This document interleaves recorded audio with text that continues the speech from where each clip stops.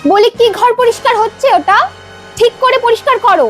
বাড়ি থেকে তো বাবা মা কোনো কাজ শিখিয়ে পাঠায়নি, ঝুলিয়ে দিয়েছে আমার ছেলের গলায়। বাড়িতে শুধু খেয়েছে আর ঘুমিয়েছে। কি বলছিলেন মা আমার বাবা মার ব্যাপারে?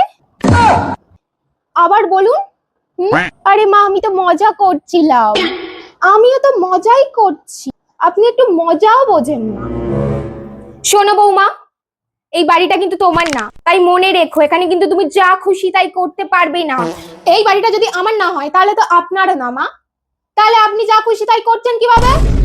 বৌমা, এই বাড়িতে আগে ছেলেরা খায়, তারপর বউরা। ভুলে যাচ্ছ নাকি?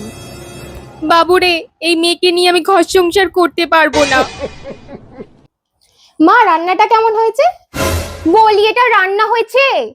এর থেকে তো কুকুরের গুড টেস্ট অনেক ভালো। ও, আপনি কুকুরের গু টেস্ট করে দেখেছেন? আগে বলবেন তো, তাহলে আর আপনার জন্য রান্না করতাম না, কুকুরের গু এনেই আপনার পাতে দিয়ে দিতাম। বৌমা, তোমার শ্বশুরের জন্য এক কাপ চা বানিয়ে দাও তো।